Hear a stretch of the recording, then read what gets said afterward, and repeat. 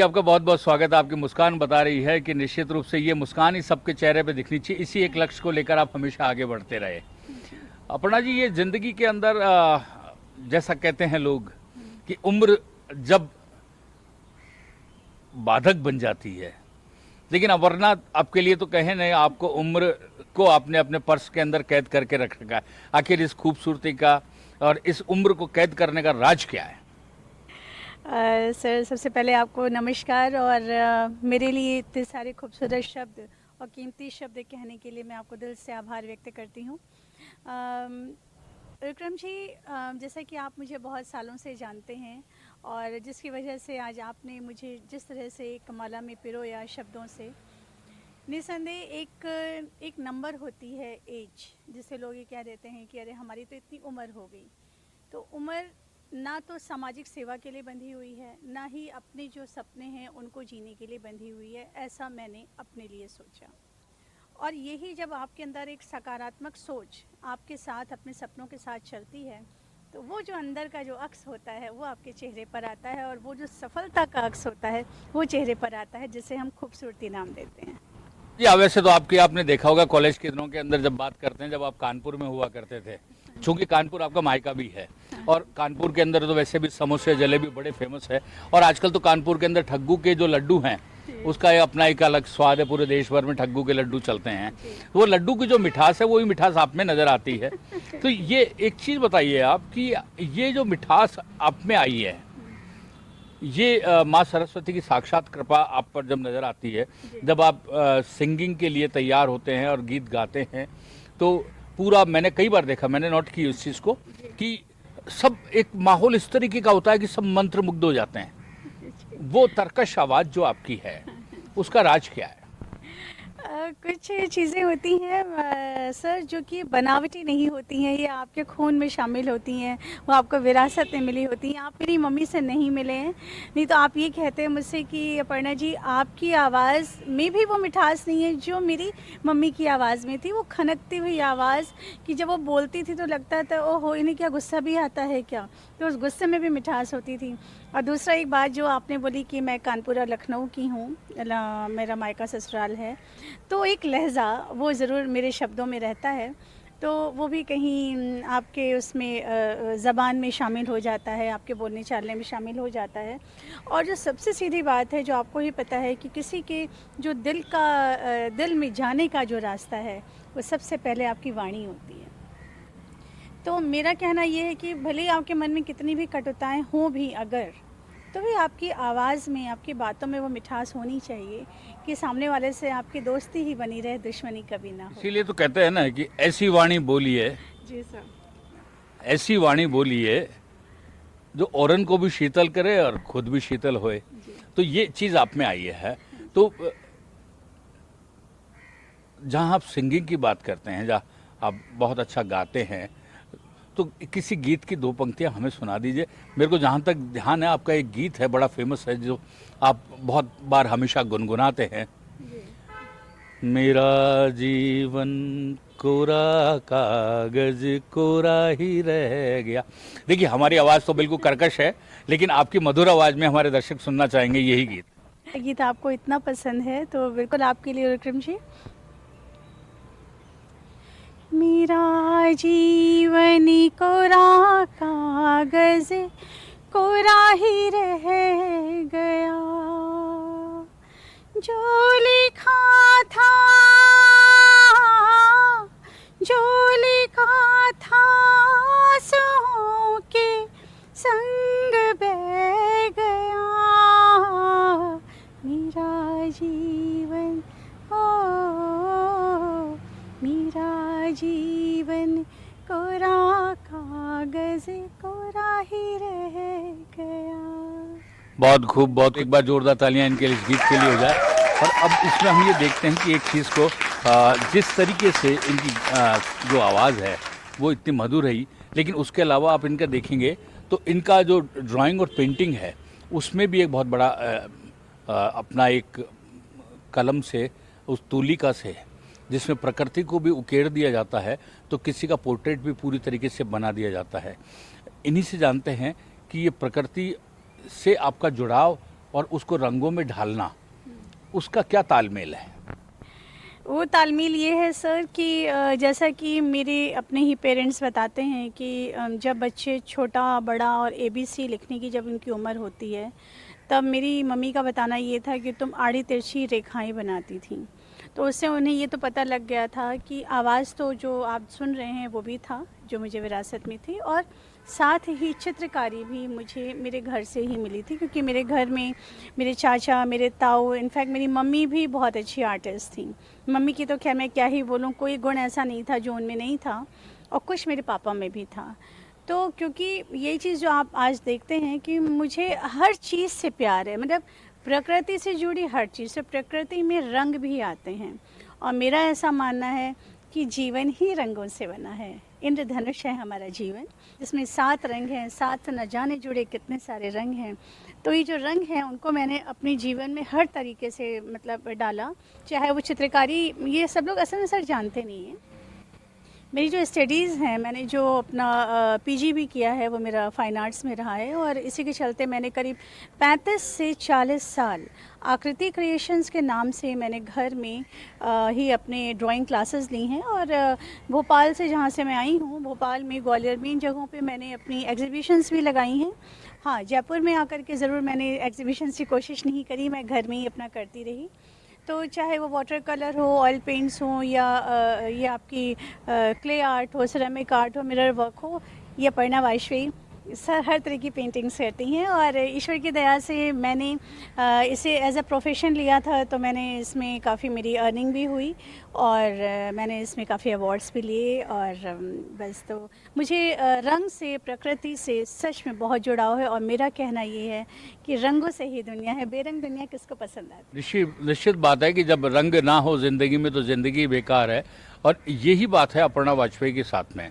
अपर्णा वाजपेयी के साथ में खास बात यह है कि वो जिनसे एक बार मिल लेती हैं, वो सामने वाला इतना आकर्षित और मनमोहन मुद्रा में आता है कि वो कोशिश करता है कि अपर्णा वाजपेयी से उसके संबंध हमेशा बने रहें।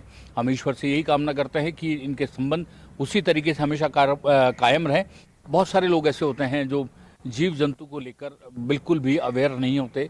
जीव जंतु को तकलीफ हो रही है तो वो तकलीफ भी नहीं समझते, जबकि हमारे शास्त्रों में साफ तौर पर कहा है कि जीव जंतुओं में भी वो ही सब चीज़ें हैं, सिर्फ वो बोल नहीं पाता, उसकी भाषा होती है, लेकिन उसको हम समझ नहीं पाते हैं।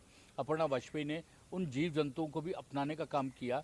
जब कहीं भी कोई भी किसी भी गली, किसी मोहल्ले में कोई गाय, कोई स्ट्रीट डॉग या और कोई ऐसा जानवर तकलीफ में होता है, तो अपर्णा अपनी गाड़ी को रोककर पहले उसकी सेवा में लग जाती है। आखिर ये भाव आया कहाँ से, और उनके प्रति इतनी वेदना से आपको इतनी वेदना कैसे होती है?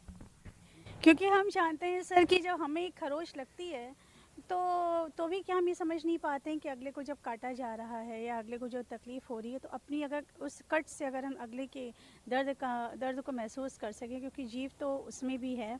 तो वही चीज़ है अंदर, जैसे जैसे हमारी उम्र बढ़ती जाती है हम समझते जाते हैं। पहले मैं केवल अपनी संगीत की दुनिया में और इन सब में मैं बिज़ी थी, जैसा आपने देखा पेंटिंग्स में, या मेरी एक्टिंग फील्ड रही तो मैं मूवीज़ और सीरियल्स में भी काम करती रही। लेकिन जैसे जैसे एक समय बीतता है और हमें ऐसा लगता है ईश्वर ने हमें केवल इसी के लिए धरती पे नहीं भेजा है, उन्होंने कुछ और चीज़ें भी हमें बोली हैं। सामाजिक सेवा हम बहुत करते हैं। देखिए, मेरा मानना ये है, शायद लोगों को ख़राब भी लग सकता है मेरी ये बातें, सर जैसे कि हम किसी कच्ची बस्ती में जा रहे हैं, हम किसी वृद्धाश्रम में जा रहे हैं, या इन सब जगहों में हैं, तो यहाँ पर फिर भी सेवाएं हो रही हैं, ये आप भी जानते हैं। वहाँ तो सेवाएं हो रही हैं, वहाँ पे लोग दान दक्षिणा दे भी रहे हैं, ठीक है। और अगर वहाँ नहीं भी मिलेगा ना, तो हमारी सारी इंद्रियाँ इतना काम करती हैं कि एक इंसान, एक बच्चा, एक बूढ़ा एक मांग सकता है कि उसको पानी चाहिए, या उसको यहाँ दर्द है, यहाँ तकलीफ़ है, वो बोल सकता है, बोल के चीज़ों को फुलफ़िल करा सकता है। इन मासूमों ने क्या बिगाड़ा है?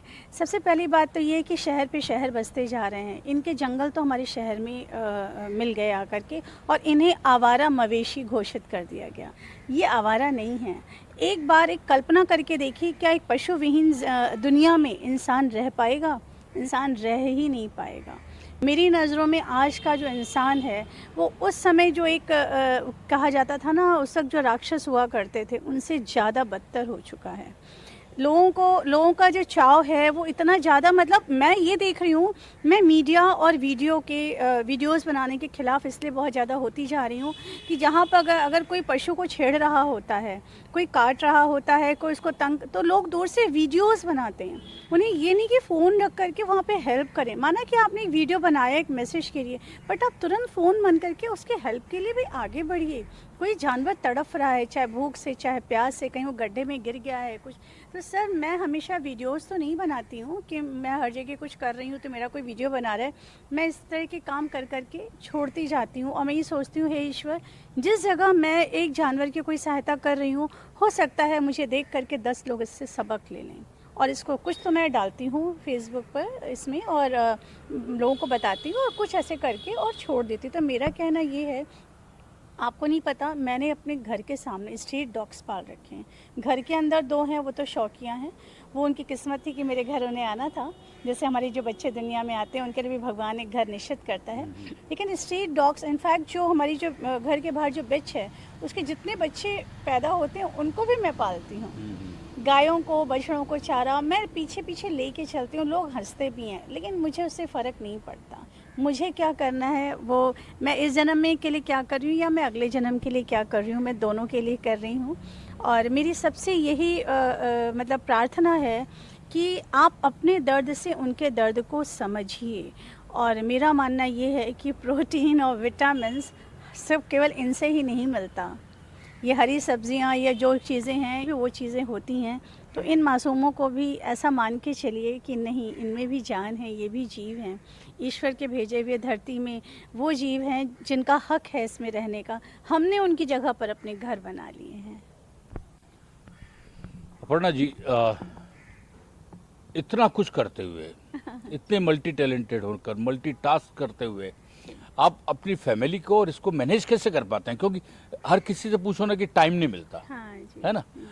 तो टाइम नहीं मिलता तो वो अपने शौक पूरा नहीं कर पाते, जी। और शौक नहीं पूरा करके वो अपनी चीज़ों को कहते हैं कि हम तो वक्त के साथ साथ अब उम्र हो गई, बच्चे हो गए, परिवार की जिम्मेदारी इतनी बढ़ गई कि हमने अपने आप को भूल गए। लेकिन अपर्णा वाजपेयी ने इस दिशा में एक बहुत बड़ा काम किया है। तो आप मैनेज कैसे करते हैं और उन लोगों के लिए क्या कहना चाहेंगे? सर मैं आपको बताऊं, आपने ही अभी बोला कि मैं कानपुर की बेटी थी। मैं हस्बैंड का जॉब, क्योंकि मेरे हस्बैंड असित वाजपेयी महिंद्रा एंड महिंद्रा में थे, जो कि हमारे इसमें ट्रांसफ़र्स होते थे, ये सेल्स में थे। तो हमने बहुत सारे शहर घूमे। जब मैं आपसे मिली उस वक्त मैं भोपाल में थी। जब मैं यहाँ आई हूँ जयपुर में, तो मानी हुई बात है, एक जो नया शहर किसी के लिए भी ज़ीरो होता है। तो वाकई जयपुर के लिए अगर मैं बोलूँ तो मेरा जो सफ़र था वो शून्य से शिखर तक था।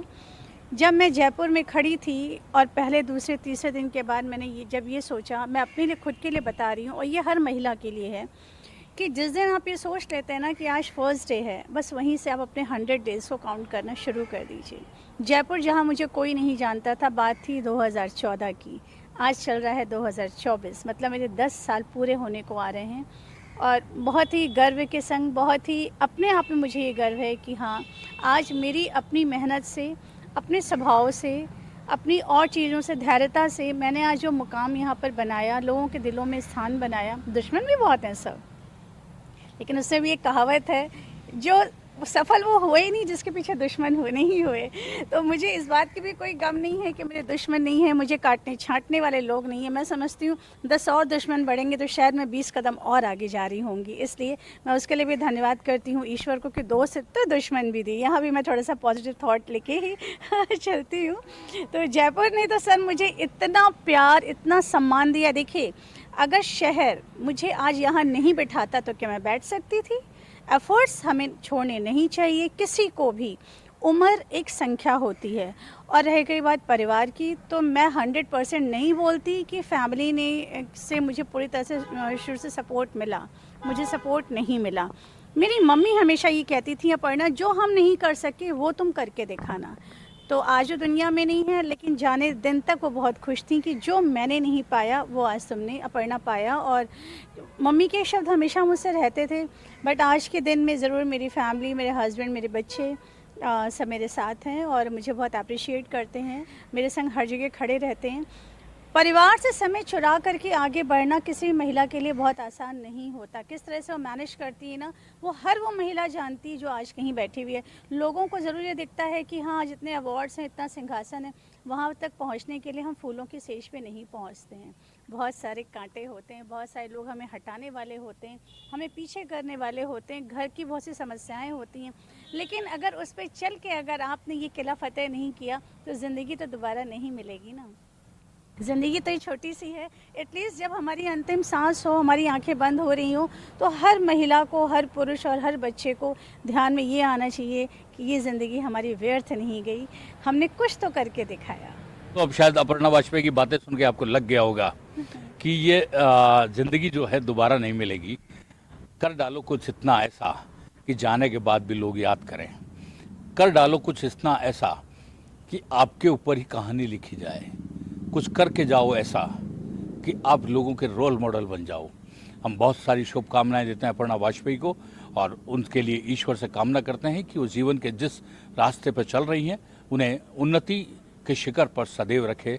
ईश्वर उनकी सदा रक्षा करे। तब तक के लिए बने रहिए हमारे साथ। हर बार एक नया शख्स होगा आपके साथ में और आपका अपना अजीज डॉक्टर उरुक्रम शर्मा भी।